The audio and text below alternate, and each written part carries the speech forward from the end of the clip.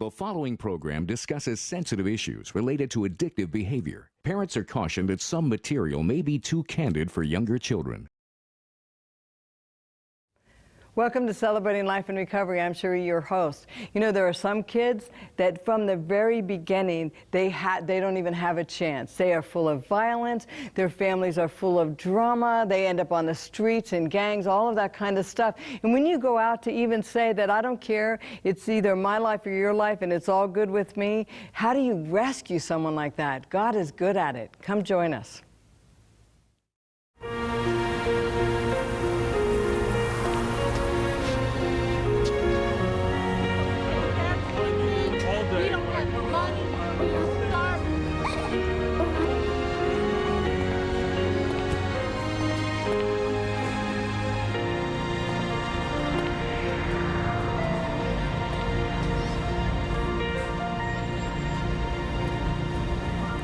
Welcome. This whole season we've talked about how to maintain your recovery. And for a lot of us, I came out of heroin addiction, I came out of all that kind of stuff, which is, that part of it was kind of easier than what I'm dealing with now, because that part of it, I just don't have to, I just don't go buy heroin. I just don't drink alcohol. I don't smoke anymore. But what about the daily stuff? Getting me through, just your daily struggles and all that kind of stuff. This week we're going to be looking at optimism or hope. And we're going to look at it in a lot of different ways. One of them, as I read a story one time, and there were 33 miners in Chile that got trapped in a mine for 69 days. And they had to hope that somebody was up there trying to get at them. They had to have hope that they will be rescued, that they would be pulled out, all of that kind of stuff. And so the first thing I want to do spiritually is look at the fact with our optimism is that we got somebody up there that is pulling for us. We got somebody up there that knows what we're trapped in, knows all that kind of stuff. And every day I have to know there is a God. He's crazy about me, delights in my recovery, and has my back. And so sometimes, even though I don't have the answers, I know that God does. And I know that He will not stop until He finds me. And on some days, that's really tough because I can get into some pretty dark places. And so now I have to have that hope or that optimism about that. There's another thing is that I had a lot of stuff that followed me into my recovery. I came out of, a dysfunctional home. I came out of a lot of addictions, a lot of junk like that. There was a lot of molest. All of that was very real in my life. But, I also had attachment disorders, bonding disorders. My family has some bipolar stuff in it, all that kind of thing. So I didn't even know, what do I have in my pocket? And I have to have hope that God even knows that genetic predispositions, that junk that I'm going to walk with, all of the stuff that I'm going to have to come out of. I'm socially underdeveloped. I don't know how to eat with someone. I don't even know how to do that basic stuff, but God knows that about me. And I have to have hope or optimism that we're even going to deal with that stuff. And so I want to introduce you to my guest this week. We are going to share his journey and see what he's done with some of that. And so Adam Schutte, I just have to say, welcome to the program. Thank you for having me. When they talk about having that hope with some of those real issues, you really understand that. Yes, I do. I directly relate optimism and hope with faith itself, especially if you're coming and you're trying to change your life. I think there's a lot of places, especially churches, that teach that, well, you're human, so you're just going to sin. But it takes away God's power when you're taught that. If you don't think that God can change you, how's He going to change you? So what you're saying in your own life, you had to believe that God actually is going to do a change. Yes. So tell me about, when I first heard your story, I wanted to just sit with you and cry, because you came from some pretty difficult times. So start even from the beginning. What was your life like? Well, starting out early on, I can remember my father would just beat my mother daily. And I can remember this back even when I was like 2, 3 years old, when most people can't even remember that far back. But I remember that. I remember just him beating her on a daily basis. She would go to the hospital a lot. And, that was just, those are my first memories. Did you get a sense of wanting to help her, like you should be able to do something? Believe it or not, even at 2, 3, 4 years old, I put the blame on myself. I thought it was my duty to protect my mother, and I thought I had failed her for not being able to do so. even though I was literally a toddler. Yeah. And I carried that over.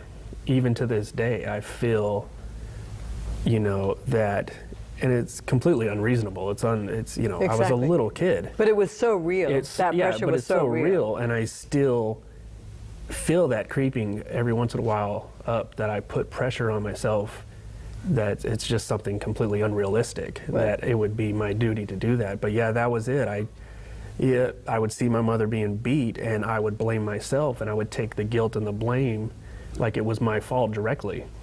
And so did your dad did your dad ever beat you? I mean, My stepfather did.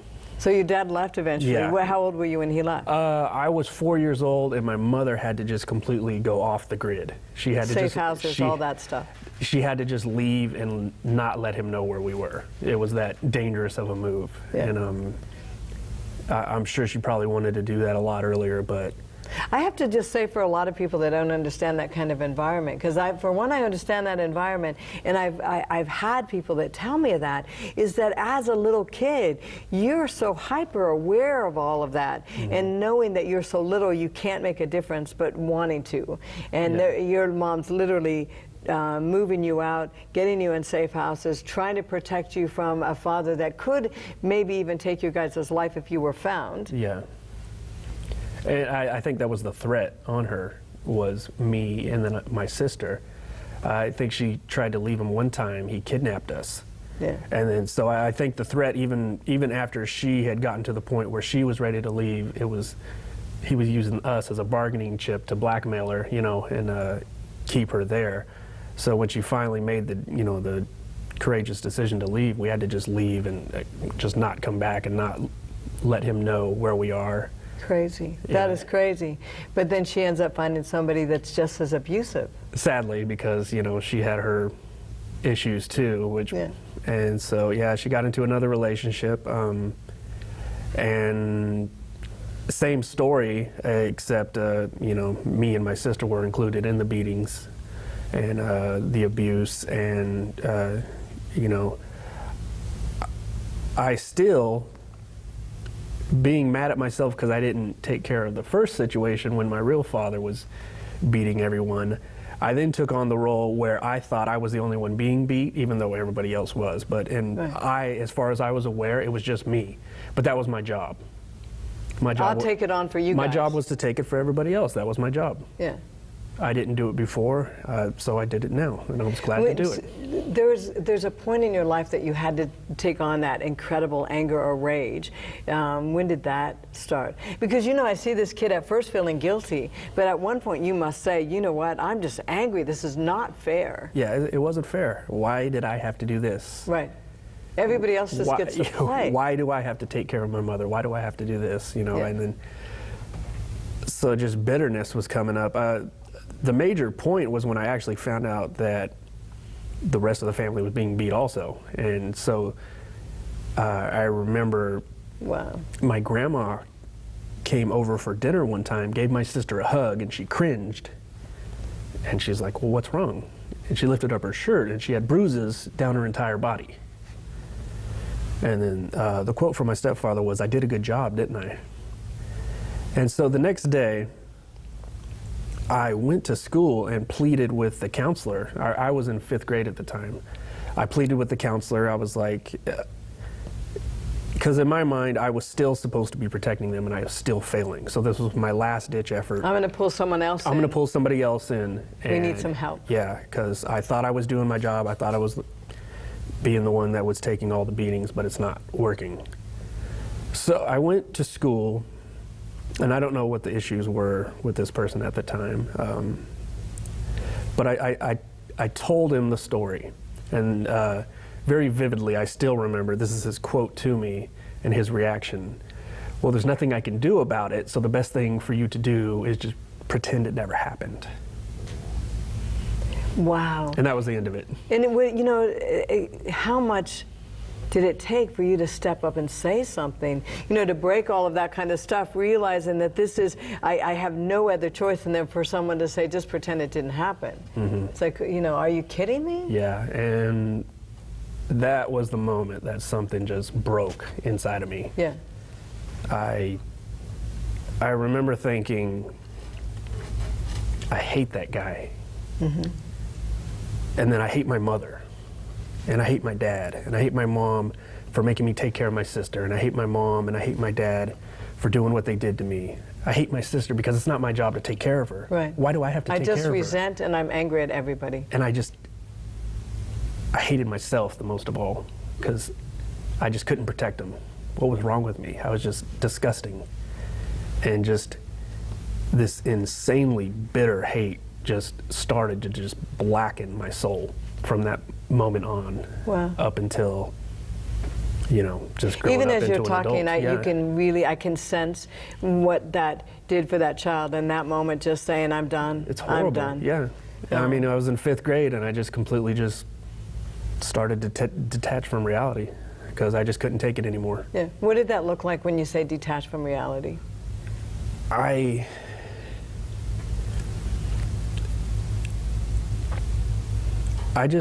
couldn't handle my life anymore, but I still had to live it.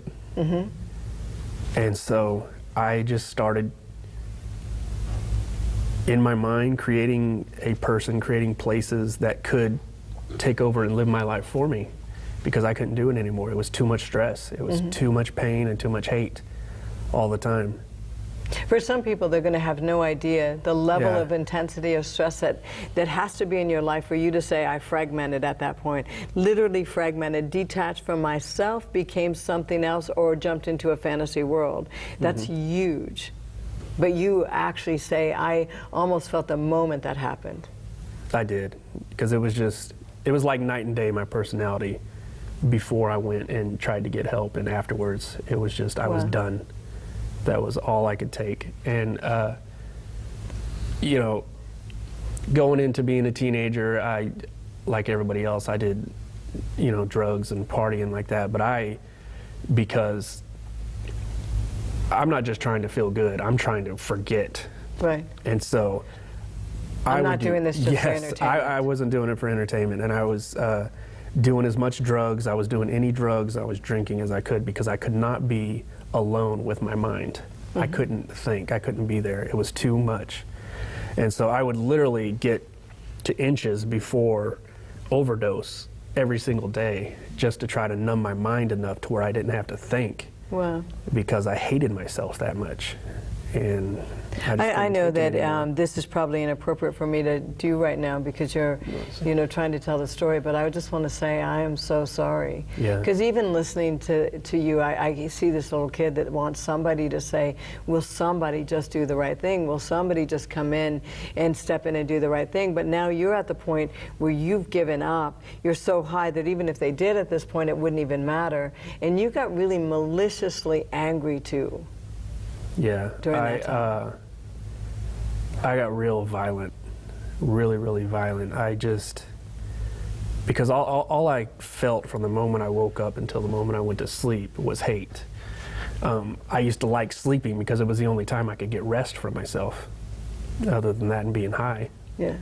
And so I really look forward to going to sleep at night. But I was so angry, and I grew up in a place where that was okay. It was okay to be violent. It was okay to be, you know, just go out there and have the attitude that kill or be killed. So explain that to some people. They're going to have no idea what you're talking about, and some people they know exactly because they've grown up in the same place. Just growing up in a lower class neighborhood, that's how everybody was. You had to survive. And it's almost like, oh, you went and beat somebody up? Come on, give me some knuckles. Good job. Yeah. Good for you. It was rewarded. Yeah, and even our lying, manipulating, all that kind of stuff, the more out there we can get, somebody can say, well, good for you, let's go out and do something tonight. But it is that's where I get accepted, that's where I get rewarded, that's where my family is, and the only one that actually is decent right now is the people that are maliciously acting out in huge ways. It's like the whole world turns upside down. Yeah. So you're in the midst of that. Yeah, and it wasn't just me, it was me and my friends. We all had the same attitude. I just, you know, I was a little bit worse than them. But we used to, this was our hobby. We would go, we would get high, get drunk, whatever you wanted to do, and we would drive around town, wait for people just walking down the road, just people we've never seen, never met, never will see again, and we would beat them senseless to the point where they needed to go to the hospital. And it didn't matter to you whether they lived or died. This was an evening for fun. Yeah. It was the only release we could have from the pain. So, you know, and like I just have to say, because I know that right now, as we're even taping this, that there's three kids that just got arrested for killing a guy from Australia. He was just out jogging, and they waited for someone to go by, and they killed him. So it's that same, is that, you know what, when nothing makes sense, when the world doesn't make sense, when nobody is releasing any of this junk, we will resort to some pretty violent things. And your daily going out was, you know what, don't walk by me, because I'm looking for someone to And hurt. as soon as we were done, we got in the car and then just went and did it again. Yeah. We all got to the point where we had so much hate and we had been hurt so much that we didn't want to be hurt anymore. So we just wouldn't have feelings, because if you had feelings, you would be hurt, whether they were good or bad. We just didn't want the bad ones, so we sacrificed even the good feelings for the bad. And so we chose to feel nothing as opposed to even have the chance to have our trust, you know, hurt again and violated. So the only thing that you were actually feeling was an adrenaline rush. When you felt the rush. Yeah, it was just a release. Yeah. So a little about that life. Were you still going to school? Were you still? That was when it got really bad. I was actually already had graduated, and I wasn't going to college. I was just trying to forget. Were you in and out of jail yet? Were you in the Not hospital? yet. Did they put you? Okay, talk about some of the stuff that really came into your life because of that violence. Well, because of that, that really puts you, you know, in a really high-risk situation at all times. And I just want to add also, part of the reason I was doing that is because I hated myself so much, like I was explaining, and I was constantly suicidal. I had tried to kill myself on a number of occasions, and it got to the point where there was something that wasn't letting me die. I realize now it's God. At the time, I didn't understand that. I just thought, I'm trying to kill myself. This is all I want, because I just want to be released from this pain. So a lot of times when I would go out and do those violent things, there were times I would go out by myself into violent neighborhoods, hoping to see somebody who I had hurt, and then they would kill me, because I couldn't do it myself. I was trying and it wasn't working. So I would go into these violent situations hoping that somebody would kill me. And a lot of it was that too. I just wanted to die. I just couldn't take it anymore. So I could just see you right with somebody, you know, with a gun or anything, and just saying, "What do you think? You're scaring me? Shoot me. Go ahead."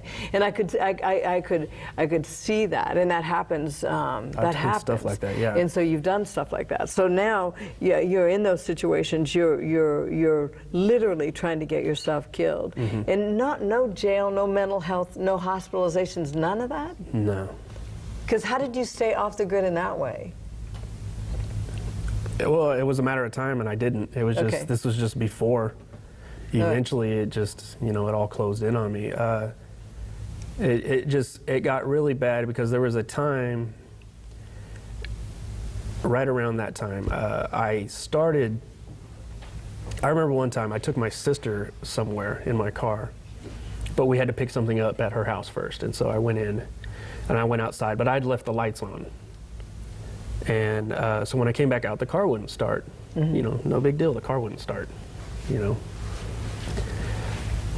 But just that little situation, my reaction was I ran to the backyard in the dirt, curled up in the fetal position, and I don't know how to explain it. I just completely shut off the outside world. And those situations more often were happening and happening and happening. And I was just literally, I was still conscious, but nothing was just going on. I just couldn't take it anymore. It's almost like you're driving a car on a trip and you're so tired that you have somebody else take over. And that's what I would do. My life was so tiring that I was still on the trip, but I had somebody else drive for me a while. You know, here, I'll take over for a while. So almost went into a catatonic state. Yeah, I'm not going to state. feel, I'm not going to interact, I don't see you anymore, and I'm in this safe place. And the safe place is far from your reach. You can't reach me here. You can't touch me here. And I would go inside my mind. And one of the side effects of doing that, though, is somebody else had to be in control. But I couldn't be. I couldn't take it anymore. Right. So my mind created a part of me that could take over and could live when I couldn't take it anymore. Right. And are you talking about literally having that fragmentation and that split personality, where you have created other personalities that can step up and say, I'll do it for you? yeah, I created them to protect me. What's really, like, even saying that now, Adam, is that it's really interesting, because some people don't realize what that means to fragment, to be in so much torment that you will consciously or unconsciously create an entity, a person. And I think the devil himself says, oh good, I'll take over, I'll do that for you. Could be. You know, so you've split, taken other personalities. You can literally have some other personalities step up and go back into your life. And then I can rest, finally. Yeah. And that's all I cared about. And so at first I liked it. I loved the situation. I created a part of me that would protect me, look out for me, while I could just relax and not have to deal with it for a while. It's interesting when you tell me that story. It's interesting that you tell it with such a conscious awareness of doing that. I mean, you were very consciously aware, and even of your rest. And what you were going to say is the bad part was what? The bad part is the other part of me that I created was just pure violence and pure evil. Yeah. And had the no conscience, like I said, and just did horrible things, whatever it wanted. Right. But I didn't mind that in and of myself, because you got to rest. And they were there to protect me, and no one had ever done that before. Right. So almost for the first time in your life, you could say thank you, even though it was incredibly violent. Yeah. And so I overlooked it all. And so what happened with that? That gets to be in some really crazy territory. Yeah, it gets to the point where you're just around violence all the time and other violent people, and eventually it's just got to come to a head. There was a point where I just happened to cross paths with somebody, you know, who was just as bad and hateful as me. And when you get two people like that together in a volatile situation, he tried to jump me. We got in a fight. So both of you are looking at each other like, you know what, to get out of here, you're going to have to kill me. And you're saying, you know what, I'm okay with that.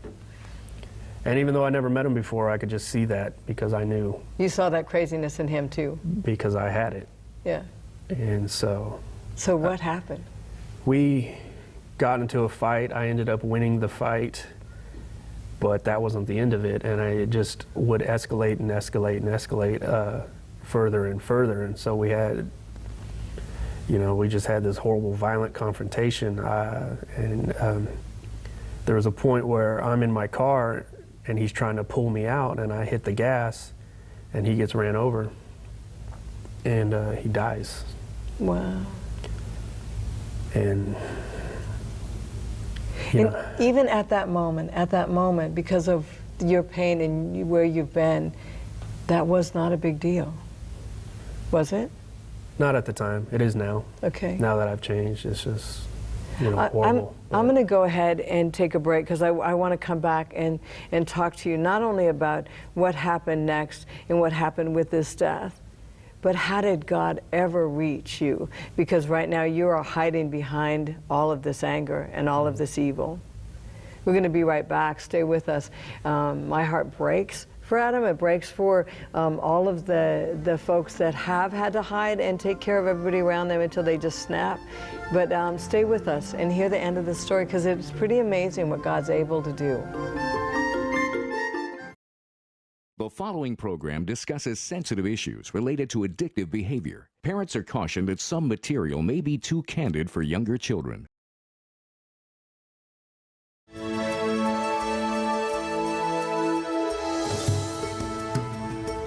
Welcome back. You know, out of all of the things that we cover here and all of the testimonies that we do here, Adam, this is probably one of the most intense, because I can just see exactly what got you to this moment. But now this guy is dead. And what is the next thing? I mean, you knew he was dead before you drove away, did you? No. Okay. He passed away a couple days later. I ended up getting arrested over it,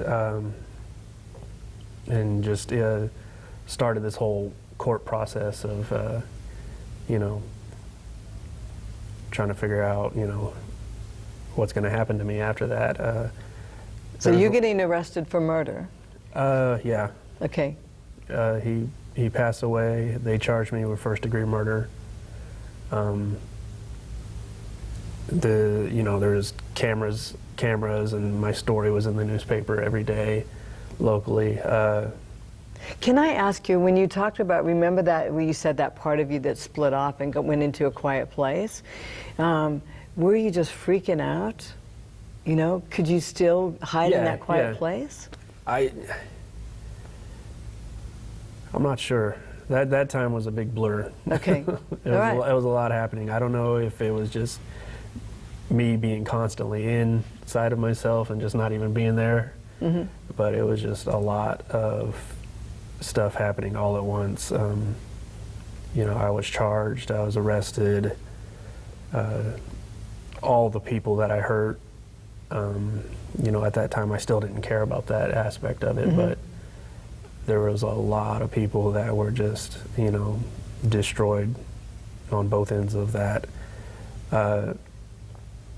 I think of myself, that was the first time I kind of wanted to lean on God. At the time, I thought I had pure intentions. It was just I wanted to get out of trouble. Right. I just didn't want to go to prison. I just didn't want to get in trouble and have to deal with the consequences of it. But on the surface, I thought I wanted to change my life. Right. But I didn't. I just wanted to not be in trouble for the things that I've done, and I wanted to be. Because murder's a big sentence. You know, somebody calls it, you can get a toe tag sentence where you're not going to get out until you're dead and your toe is tagged. Yeah. So, you know, some people are looking at even that, and you knew that was part of what you were looking at. Yeah, and so I was actually probably more trying to make a deal with God to get me out of this situation, and then I would change my life. I wasn't actually wanting to change my life. Yeah. So what happened next? So I'm going through the court process. You know, I started attempting to go to church. And in jail? In jail. I believe I had good intentions, but the core of it was just that I wanted to not be in trouble. But you know, like, because I have to say that a lot of people, I mean, I'm well aware of what the environment is like in jail, because you have a whole culture in jail, and that violence carries over from the streets right into the cell. Mm-hmm. So even stepping into that culture, you really have to watch your back, and you really have to know what you're doing in order to survive in that environment. Mm-hmm. And yeah, it's a different environment. You just have to survive. You have to become an animal. Mm-hmm. You cannot be soft. You cannot have feelings. To survive, you have to just become an animal. And with me also, there was a lot of people that wanted to come after me also, mm-hmm. in jail, in prison. Because of this particular murder? Because of what I did. Okay. And so I also had a lot of people, you know, I had a contract out of my life inside, and so I had to watch out for that also. Mm-hmm. Because you were not a nice guy prior to getting there. No. You know, and that's what I think a lot of, you know, that to me I heard along your journey, is that I've heard a lot of people, so now I'm in a place where I can't run, and a lot of those people's friends are saying, you know what, we got him. He's right here. And, you know, throughout all that, even though I wasn't aware of it at the time, God was protecting me for something bigger. I continued to go, through the entire trial. I ended up, the jury found me not guilty of first-degree murder, but found me guilty of voluntary manslaughter. And so I was sentenced to 11 or 12 years in prison. And so the next step of my life was I go in there. And as soon as that happened, as soon as I was sentenced and I had to actually go to prison, I completely dropped all the God stuff. Because like I said earlier, my intentions weren't to change my life. I was just agreeing to change my life if I didn't get in trouble. And so once I got in trouble, the deal was out the window and I didn't care anymore. Yeah, I don't need you anymore. And I started to believe in God. And so when that happened, I blamed him also, just because I always needed somebody to blame. Right. Everybody except for myself. And so I just blamed God, and I actually started to grow worse in prison. I was still violent. I just constantly was doing drugs. But in there, I hate when you say that, but I know it's true, that you can get anything you want in most prisons. Yeah, you can get anything you want in prisons. It's a sad fact of life. So nothing has changed. I just can't. I'm stuck in this square. Stuck in the square. Just hating, violent. I just, living the life. I just became a complete monster. I got a letter from my mother asking if she could come visit me. And my situation with my mother was the same as with everybody else.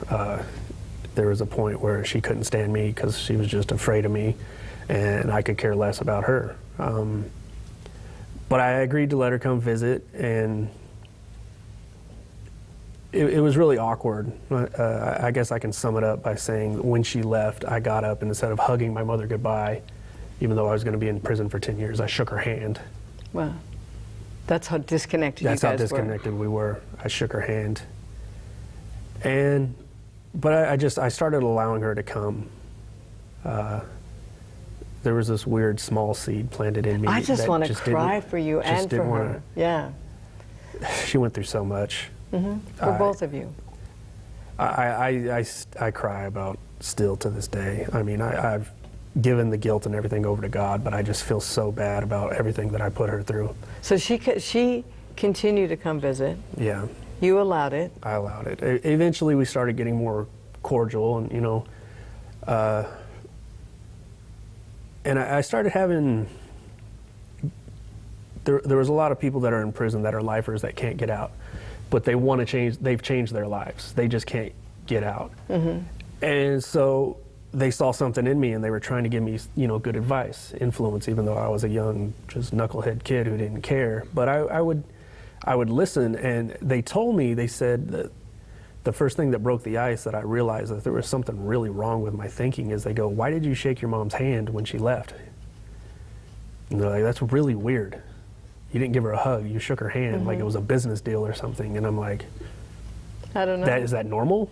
Isn't that normal? They're like, "No, that's not normal at all." And I was like, really? And I didn't understand that. So I don't know, I just started getting old. The whole life was just getting old, and I was running out of options. And so I just slowly started listening to the advice of these people that they were giving me. And they're like, try, even though you don't mean it, to just give your mom a hug. Tell her that it's not her fault that you're in here. And I'm like, I know it's not her fault. And they're like, well, she doesn't know that. Yeah. And I remember I told her that one time, and she just started bawling. Oh. And I was like, and I realized, you really think it's your fault that I'm in here, huh? Because my thinking was so messed up. I didn't know how to associate with people. And I realized that. And that's when I started realizing that everything I was doing was really hurting everybody else too. The real breaking moment where I just wanted to change for the first real time ever was when my 10-year-old brother came to visit me. And this was just absolutely heartbreaking, because when he went to leave, you know, he's 10 years old. He didn't do anything. I could blame everybody else, but I could not find a reason to blame him. So, you know, he looked at me and he just started crying. And I said, "You want me to come with you?" And he said, "Yeah." I said, "I can't." And he started bawling. And I remember going back just feeling like the worst person in the world, because everybody else had hurt me, so I justified why they were hurt by me. But he never did anything to me except love me. It was the worst pain I've ever felt inside of me. I just hated myself.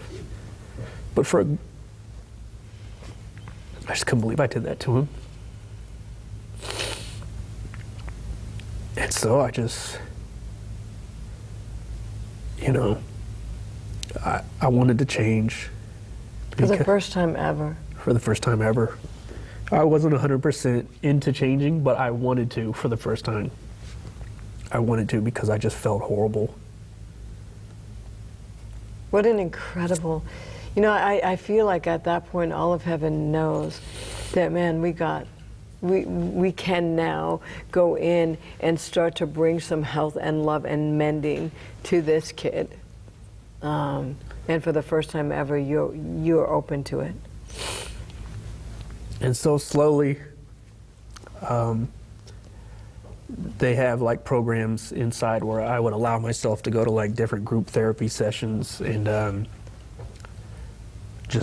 had to completely just build myself up from the ground up. I had no idea how to associate or talk with people in general. I had no social skills. And even there was no social skills, no foundation.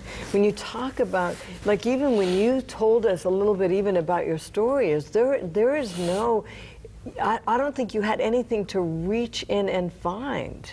Yeah. You have to literally say to people around you, what do I need? What's my next step? I told them, I said, I don't know how to be, I don't know what to do. I don't know how to talk to people. I don't know how to associate. My reaction to everything is getting mad, no matter what. I don't know what to do. And so it was a slow process. And at this time, it had nothing to do with even God still yet. It was just pure psychological help. And so I started going to these programs, and I actually got into these programs where, like a school schedule, I would just go to therapy classes all day, and they would work on certain parts of what to help me, thinking, challenging me, or just helping me. And it was different aspects of psychology, different aspects of just being social with people, different aspects of etiquette, morality, whatever. And I would go just like a school schedule all day, and I would just live in this program and do that all day for about 2 years. And then overall, I did about 6 years of just constant, almost 24/7 therapy for 6 years before I got to the point where I was ready to actually start and accept what I had done and start dealing with problems. Wow. But I had to learn how to be a person first before I could learn how to help what had been broken inside of me. And even that, I love when you say that, Adam, because you said, like, I had to learn how to be human before I could learn that, man, I'm sorry. Yeah. That what I did was not okay. What emotions were. Yeah. And how to deal with them. Wow. So 6 or 7 years in, I got to the point where I was ready to really work on myself. I was ready to really give myself over to God. And keep in mind, this whole time, I'm still doing lots of drugs. I'm just, I didn't know how to do anything. I'm still just high 24/7 because I'm not ready to just be alone with myself. And I actually got invited to this class at the church chapel called Celebrate Recovery. I had known nothing about it. I'd never heard about it. I don't even know who signed me up and invited me. but I went for some reason. And Incredible. I loved it. I loved the people. I loved the honesty. It wasn't fake, you know. And they were able to say that the reason that they've changed is God, you know, as opposed to, you know, higher power. I'm not putting that down. It's a wonderful thing, but we were able to openly say, God is the reason I'm not doing drugs every day. Amen. And he's the only reason. He's the only reason that I've changed my life. He's the only reason that my family loves again, you know, and I'm saying the same thing now, today. And so at one point, we talked about, even at the beginning of the program, optimism or hope or faith. Yeah. You know, that you started to have faith that there is a God bigger than this that can actually pull me out of this craziness. Yeah. Well, I looked at it and I'm like, some people were giving me this story, well, yeah, you can go to church, but you're still human, you're going to sin. And I'm thinking, well, that gives the devil more power than God. And at this point, I did believe in God, and I'm thinking, no, God has more power than the devil. Right. So he does have the power to change you. And that's what I was thinking. That if people are taught that even though you want to change, you're still not going to because you're still just human, you're still going to sin, then you're taking a lot of power away from God, and you're Amen. saying that the devil actually is more powerful than him in that aspect. And I don't believe he is. And I love that, because you're talking about from a gangster, for somebody on the street, somebody that power stuff is important, that balance of power is important. And you're saying, are you kidding me? You want me to step over and give my life to the somebody that can't do it? And what I really believe, I love what you said, because I believe that, is God can do it. The balance of the power is not even close. The devil may scare us or lie to us and say he has more power, but it's all bravado. It's not true. And a lot of people are taught that. I think it's sad, but you know, I think that's the activating power, especially even if it's just not even from a religious standpoint, just a psychological standpoint. If you don't believe something's possible, then you're never going to accomplish it. Exactly. If you believe that it can be accomplished, you know, even though there's naysayers and people saying you can't do it, if you believe you can still do it, then you're going to do it. Yeah. You know? And you had to believe it. Yeah, I mean, if you're going to have somebody like you, if you're going to change my life, you've got to be for real. Yeah. Because this is serious stuff.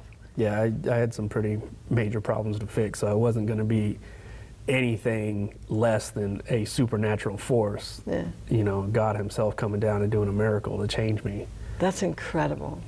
And so, you know what I mean? It was, if you're just talking about, you know, telling a lie and every once in a while stealing something and stuff like that, then you can excuse the fact that you're just human, you're going to sin. But I had a different level of stuff that needed to be fixed, and that explanation didn't work for that. I needed something that was really going to change me miraculously. I need a miracle. And so I knew, you know, logically that God has to be more powerful than the devil. So if he can change me, then he can. And so you surrender. And so I surrendered. That's powerful. Yeah. But I had to realize that first. I had to realize that he could do that despite everything else before I was going to take that step. And I did, and I stopped doing drugs. 2006, October 18th. Yeah. Is when I stopped. And in prison. In prison. And I stopped doing that. I started going to church. I really gave it a chance. So you know what I want to know, Adam? When is the first time you actually felt joy for the first time? Because how cool is that?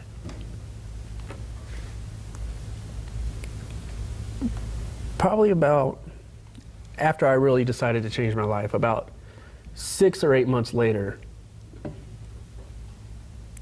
when my mom, and I could see it in her eyes, she realized I was really changing. And she's my mom, so she's always been proud of me, but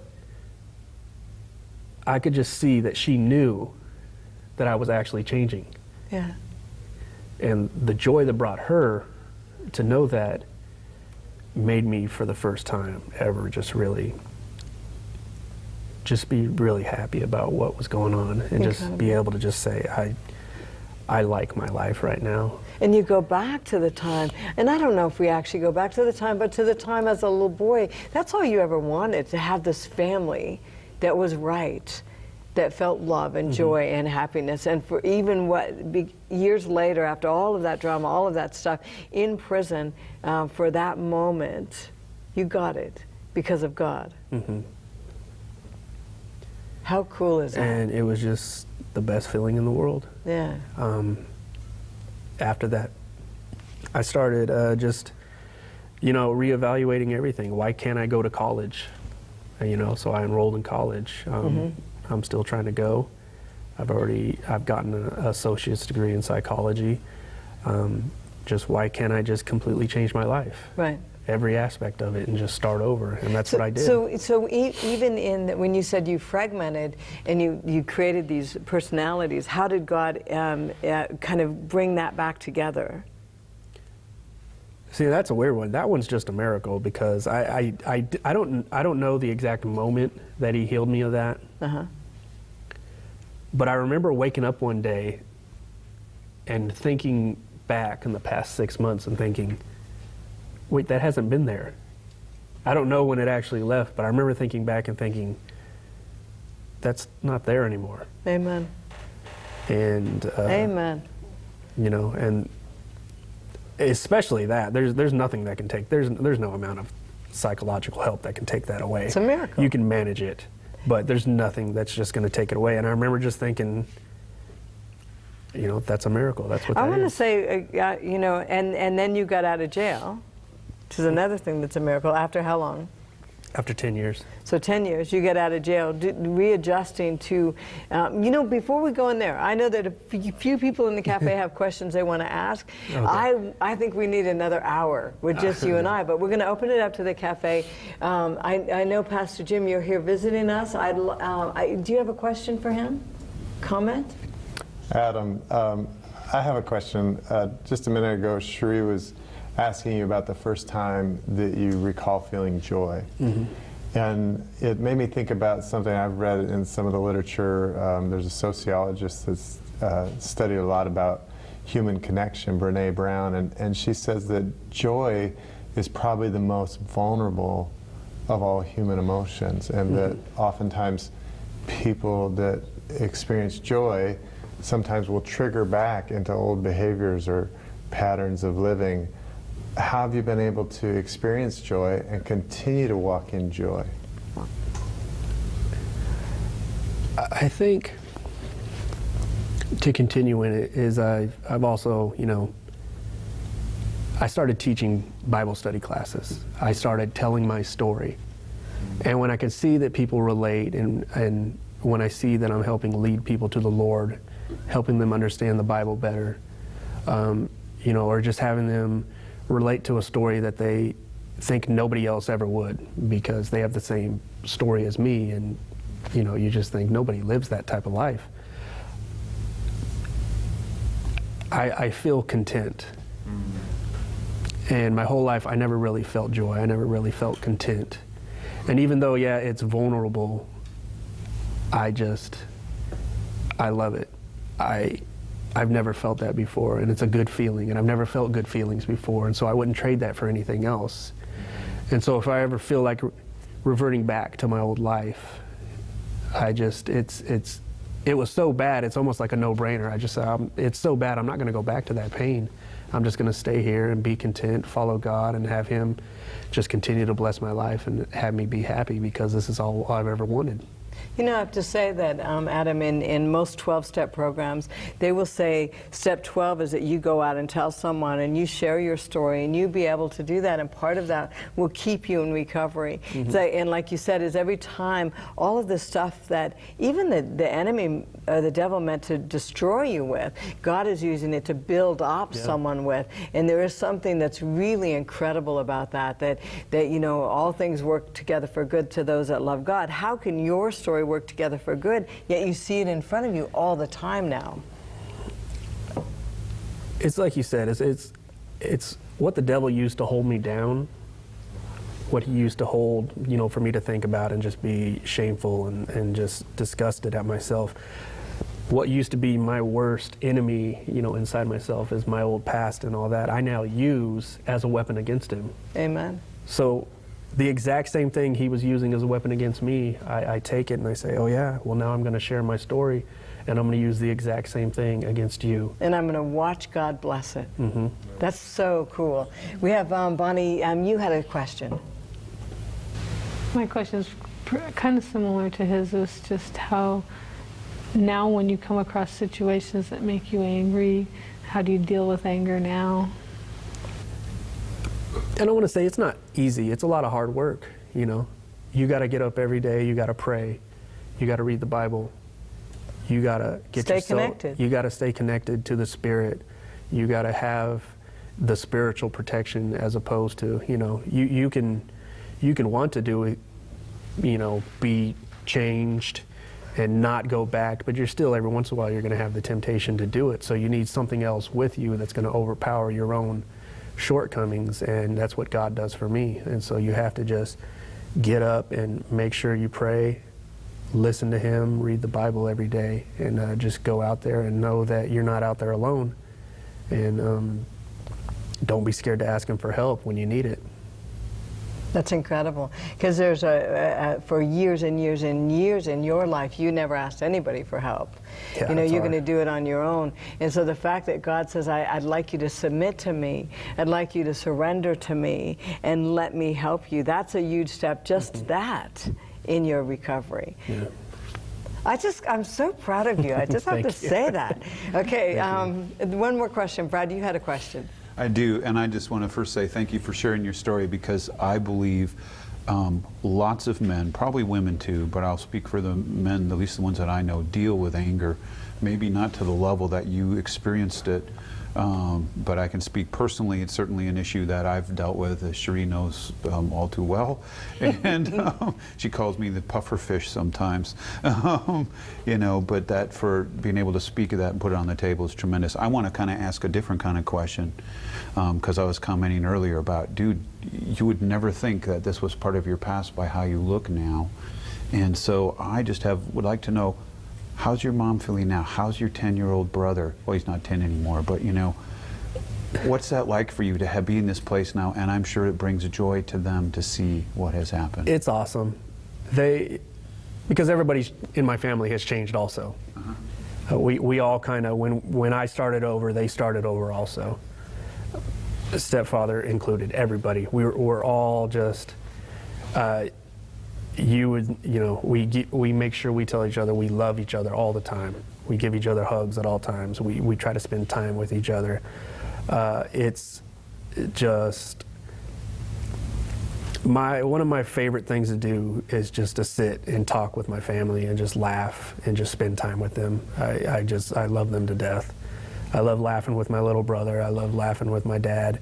I love laughing with my mom, and just just spending time with them. It just really brings a smile on my face, even just thinking about it right now, just being with them. I love them all so much. And you don't take that for granted? No. What's really incredible. Because I know it is important. Yeah. I've had the opposite. I've had, no family. And so I just cherish every moment with them, and I just love them to death. Amen. We're gonna take a break and then come back and do a close. And I'd like you to come back, and I'm gonna ask you two things. I'm gonna ask you to speak to the family that is watching their loved one that's so lost in their hatred and their anger and spinning out of control, maybe even in prison. And then I'm asking you to speak to that guy that doesn't know how to come out of that. Okay, would you join me? Yeah. Okay, we'll be right back. Aren't you proud of God? I'm so proud of God that He said nothing is too big for me. Nothing. I can go into the most hopeless situation and breathe life into that, bring joy to that, bring hope, optimism, and health to that. All you have to do is give me anything, and I will bless you. Just make the first step, even if it's a baby step. We'll be right back. The following program discusses sensitive issues related to addictive behavior. Parents are cautioned that some material may be too candid for younger children.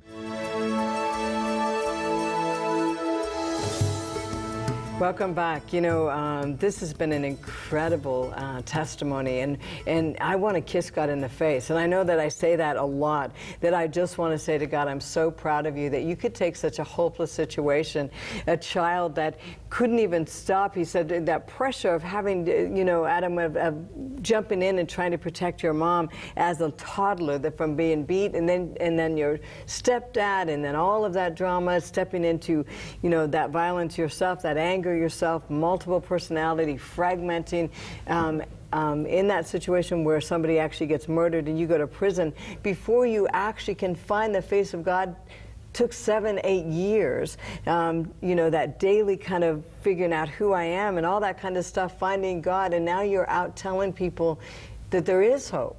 Yeah. That you can get out of that. There is a God that miraculously can come and change your life.